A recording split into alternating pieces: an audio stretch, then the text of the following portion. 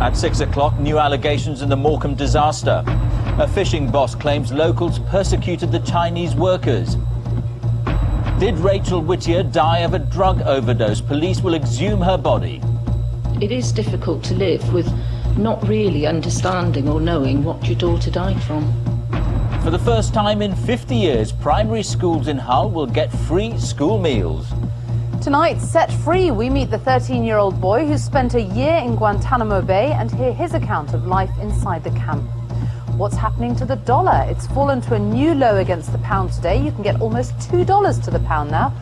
And getting Britain behind London's Olympic bid. The woman leading the campaign to secure the Games here for 2012.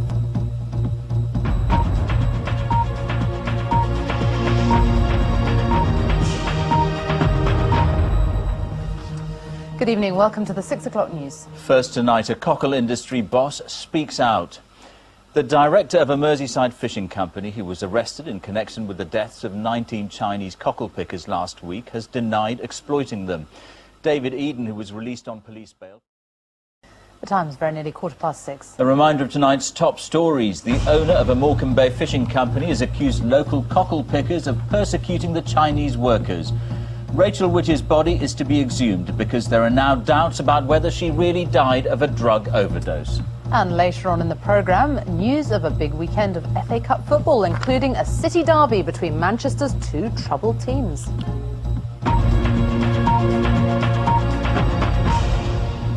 Now, since the end of the war in Afghanistan, there's been growing criticism of the way adults suspected of terrorism have been held at the American base at Guantanamo Bay. But what we've not heard about before is what it's like for the children detained there. It's almost a repeat performance as we head into Sunday. Of course, there'll be more on that in the next half hour. Stay with us if you can. George and Sophie. Thank you.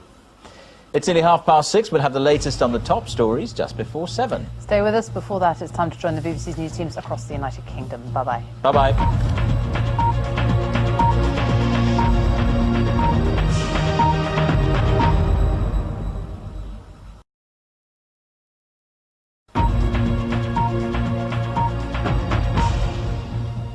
Welcome back. A businessman who was arrested in connection with the deaths of 19 Chinese cockle pickers has denied exploiting them. A roundup of all the day's news from around the world on BBC 4. That's at 8 o'clock. Fiona Bruce will be here at 10 and we're back on Monday. Have a very nice weekend. See you then. Bye-bye.